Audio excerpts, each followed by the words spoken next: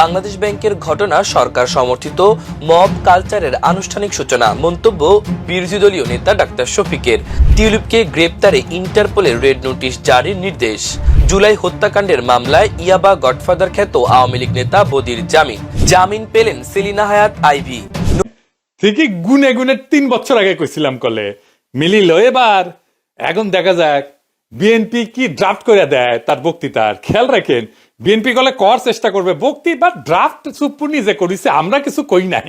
নিজে ড্রাফট করে না, আইন অনুসারে প্রেসিডেন্ট। আগে জানায় রাখলাম জুলাই বিপ্লব নিয়ে কি বলে সুপ্পু, জুলাই সনদ নিয়ে কি বলে, হাসিনার ফ্যাসিবাদ নিয়ে কি বলে, গুমখুন নিয়ে কি বলে, হাসিনার বিচার নিয়ে কি বলে, এগুলা খেয়াল রাখবেন, কারণ ওইটা ড্রাফট করে দেবে বিএনপি নিজে। তারেক রহমান এটা অ্যাপ্রুভ করবে, এটা মাথায় রাখেন। সুপ্পু কি বলে সেটাই বিএনপির কথা। সুপ্পু এটা চোর, ঘুষখোর, অর্থ পাচারকারী, দাগী অপরাধী এবং মিথ্যাবাদী। জেনে বুঝে বলতেছি, ওই তো দুবাইয়ের রেসিডেন্ট, জানেন না? দুবাইয়ের রেসিডেন্ট কলে ওই বিচারক হিসেবে প্রথম কর্মজীবনে ছিল চরম ঘুষখোর এবং দুর্নীতিগ্রস্ত এক অমানুষ। টাকার বিনিময়ে রায় বিক্রি করত।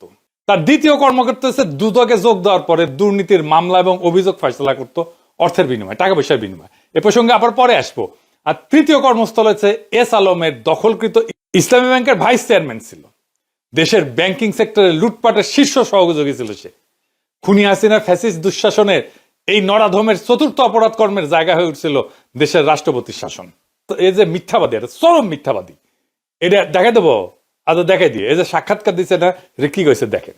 এই যে দেশের বিভিন্ন জাতীয় গুরুত্বপূর্ণ দিবসগুলোতে রাষ্ট্রীয় ক্রোড়পত্র প্রকাশিত হয়, সেখানে রাষ্ট্রপতির ছবি ও বাণী দেওয়া বন্ধ করে দেয় অন্তর্বর্তী সরকার।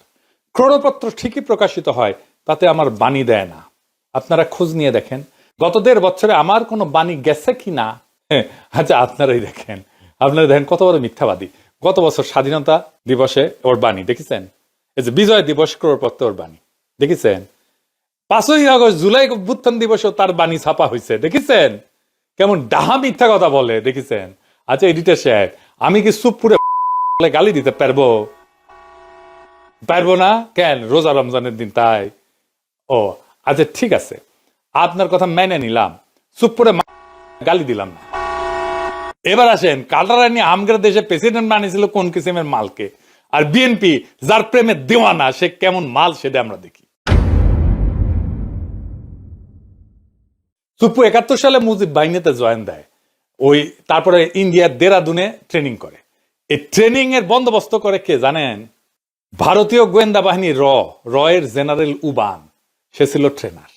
মুজিব বাহিনীর উদ্দেশ্য ছিল স্বাধীনতা যুদ্ধকালে বাংলাদেশে যে বিপ্লবী যুব সমাজের উত্থান হয়েছে তারে খতম করা, মানে বামপন্থীদের খতম করা। এই উদ্দেশ্যে স্বাধীনতার পর রক্ষী বাহিনী গঠন করা হয় এবং তারা কিন্তু 30,000 যুবককে হত্যা করে সেই সময় মুজিবের আমলে, শহীদ বডিগার্ডের আমলে। এই রক্ষী বাহিনী তৈরি হয় মুজিব বাহিনীর সদস্যদের দিয়া, মানে সুপ্পুর ভাই ব্রাদারদের দিয়া। সেই রক্ষী বাহিনীকে জিয়াউর রহমান আর্মিতে আত্মীকৃত করে। সোহরাওয়ার্দী বডিগার্ড জয় বাংলা হয়ে যাওয়ার পরে জিয়ার আমলে যতগুলা মিলিটারি কু হয়েছে সেগুলোতে রক্ষী বাহিনী থেকে আসা লোকজন যুক্ত ছিল। জিয়া যে লাস্ট কুতে মারা যায় সেখানেও রক্ষী বাহিনী থেকে আসা অফিসার ছিল কিলিং স্কোয়াডে, যে জিয়াকে খুন করেছে। এটা খালেদা জিয়া ঠিকই বুঝেছিলেন। তাই তিনি কইছিলেন যে সাপকে বিশ্বাস করা যায় কিন্তু আওয়ামী লীগকে বিশ্বাস করা যায় না।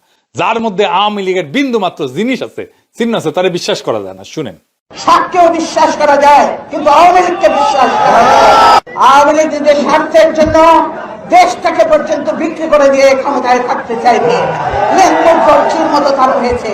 কাজে এই আওয়ামী লীগকে বিশ্বাস করেন না। শুনেছেন? আর এখন সেই জিয়া এবং খালেদা জিয়ার পুত্র তারেক রহমানের আওয়ামী লীগ ছাড়া চলেই না। হ্যাঁ, যাই হোক, সুপ্পুতে ফিরে আসি। 72 সালে সুপ্পু পাবনার এডওয়ার্ড কলেজ থেকে বিএসসি পাশ করে। ওই পরীক্ষাটা ছিল নকলের জন্য বিখ্যাত, একেবারে আপনারা সবাই জানেন, মুরব্বীদের জিজ্ঞেস করেন, সব কটা নকল করে পাশ করেছে। 75 সালে সে পাবনার আমিনউদ্দিন আইন কলেজ থেকে এলএলবি ডিগ্রি পায়, মাশাআল্লাহ। 82 সালে সে বিসিএস বিচার ক্যাডারে যোগ দেয়, একটা স্পেশাল ক্যাডার সার্ভিস হয়েছিল। পরবর্তীতে জেলা জজ হিসেবে দায়িত্ব পালন করে। এই হইল দিয়া তার বিদ্যা অভিজ্ঞতার দৌড়। আগে যারা বিচার বিভাগ থেকে রাষ্ট্রপতি হয়েছিলেন তাদের শিক্ষা জীবনের সঙ্গে এই নকল বা সুপ্পুর তুলনা করলে লজ্জায় মাটিতে মিশা যাওয়া ছাড়া আর কোনো উপায় থাকে না। সে বিচারপতি আবু সাইদ চৌধুরী থেকে বিচারপতি শাহাবুদ্দিন আহমেদ পর্যন্ত সকলেই ছিলেন হাইকোর্ট সুপ্রিম কোর্টের বিচারপতি। কেউ কেউ ছিলেন প্রধান বিচারপতি। আর কাঁঠাল রানী উপসচিব পর্যায়ে অবসরপ্রাপ্ত এক দুর্নীতিগ্রস্ত বিচারপতিরে বাংলাদেশের সর্বোচ্চ পদে নিয়োগ দিছিল। এই করে পদটার যে কি পরিমাণে অবমূল্যায়ন হয়েছিল সেটা আমাদের ধারণারও বাইরে। দেখেছেন তো কেমন মিছা কথা বলে, চোখে চোখে মিছা কথা বলে। এটা বাংলাদেশের রাষ্ট্রপতি। এরকম একটা মিছা কথা বললে তো মিডিয়াতে হইচই পড়ে যেত দুনিয়ার যে কোনো সভ্য দেশে। কিছু হয়েছে এরকম একটা মিছা কথা বলছে। 2001 সালে নির্বাচনে পরাজিত হওয়ার পরে আওয়ামী লীগ অভিযোগ করে যে বিএনপি, আওয়ামী লীগ এবং সহযোগী সংগঠনগুলোর নেতাকর্মীদের উপরে হামলা করিচ্ছে। পরবর্তীতে আওয়ামী লীগ যখন ক্ষমতায় আসে 2008 সালে, তখন ওই অভিযোগ তদন্তের একটা কমিশন গঠন করে। সেটার প্রধান হিসেবে শাহাবুদ্দিন সুপ্পুরে নিয়োগ দিছিল কাঁঠাল রানী হাসিনা। সে বিএনপির বিরুদ্ধে তদন্ত করেছিল, তদন্ত রিপোর্ট দিছিল। হাসিনা কত ঘনিষ্ঠ, কতখানি ডিপেন্ড করতো দেখেন। তার উপরে ডিপেন্ড করিচ্ছে তারেক রহমান। দেখেছেন 2011 সালে হাসিনা সুপ্পুকে দুর্নীতি দমন কমিশনের কমিশনার হিসেবে নিয়োগ দেয়। ওইখানে তার প্রধান কাজ ছিল পদ্মা সেতুতে যে বিশ্ব ব্যাংক দুর্নীতির অভিযোগ উত্থাপন করছিল না, সেটা তদন্ত করা। আশ্চর্য হওয়ার কিছু নাই যে হাসিনার পদলে এই সুপ্পু তথাকথিত তদন্ত শেষে দাবি করে বিশ্ব ব্যাংকের অভিযোগ মিথ্যা। এটা নিয়ে আবার সে গব্বও করেছিল। এই ভূমিকার কারণে সে হাসিনার আস্থা এবং বিশ্বাস অর্জন করে। 2011 থেকে 2016 সাল পর্যন্ত যে দুর্নীতি দমন কমিশনের কমিশনার ছিল, ওই সময় বাংলাদেশের দুর্নীতির এত ব্যাপক বিস্তার ঘটে যে হাসিনার পুরা শাসনামলে $234 বিলিয়ন বিদেশে পাচার হয়ে যায়। সুপ্পু এবং তার দুর্নীতি দমন কমিশনের সহকর্মীরা এই অভূতপূর্ব দুর্নীতির ঢাল হিসেবে ব্যবহৃত হয়েছিল। বুঝেছ? বাংলাদেশ থেকে যে পাচার হয়ে গেছে অর্থ, সেইটার ঢাল ছিল এই সুপ্পু। পরবর্তীতে সুপ্পু এস আলমের মালিকানাধীন ইসলামী ব্যাংকের ভাইস চেয়ারম্যান পদে চাকরি নেয়। প্রেসিডেন্ট পদে মনোনয়ন পাওয়ার আগ পর্যন্ত এই পদেই চাকরি করত।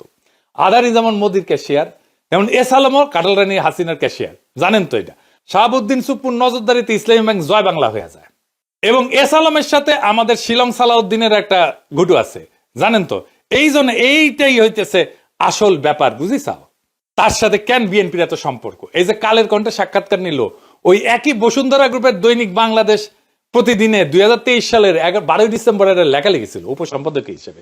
এ সুপ্পু কেন 2024 সালে হাসিনা জরুরি, কেন হাসিনা ক্ষমতা টানতে হবে সেটা লিখেছে। সে কইছে 2001 থেকে 2006 সাল পর্যন্ত তৎকালীন বিএনপি জামাত সরকারের দুঃশাসন এবং পরবর্তীতে তথাকথিত তত্ত্বাবধায়ক সরকারের কর্তৃত্বে দেশের সমাজ, অর্থনীতি ও রাজনীতিতে যখন অন্ধকার নেমে এসেছিল, ঠিক তখনই প্রায় 3/4 মানুষের সমর্থন নিয়ে ত্রাণকর্তার ভূমিকা অবতীর্ণ হয়েছিলেন বঙ্গবন্ধু কন্যা দেশরত্ন শেখ হাসিনা।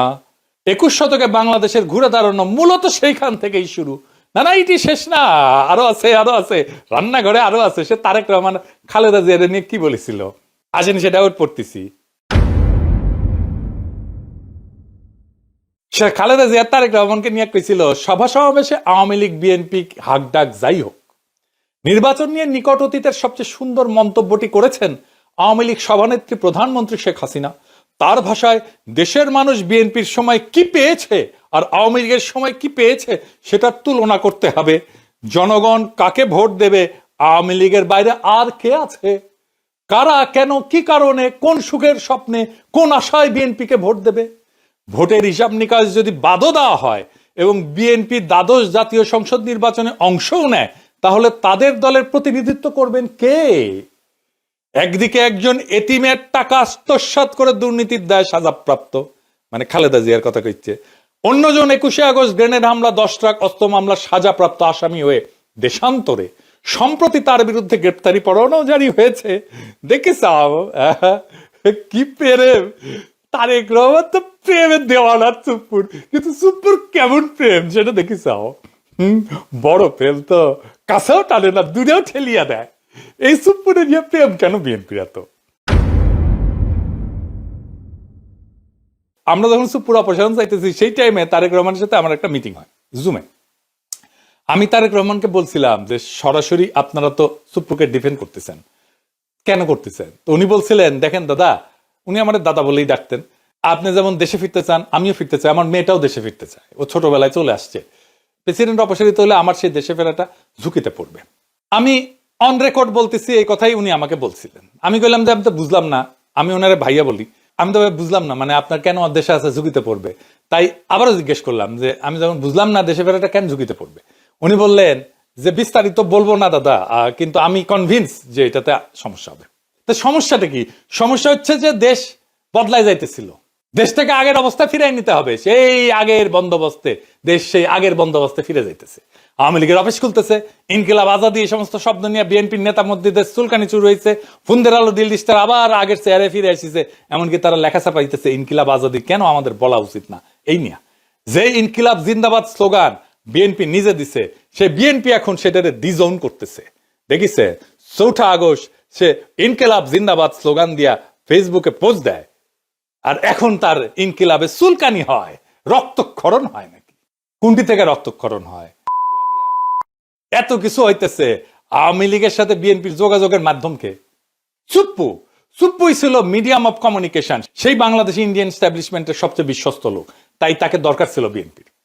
বাংলাদেশে মুজিব বাহিনী হইতেছে ইন্ডিয়ার সবচেয়ে বড় স্ট্র্যাটেজিক অ্যাসেট। চুপ্পু মুজিব বাহিনীর সদস্য হিসেবে ইন্ডিয়ার সবচেয়ে বড় স্ট্র্যাটেজিক অ্যাসেট, এবং তার মাধ্যমে এই সমস্ত ঘুটু হয়েছে।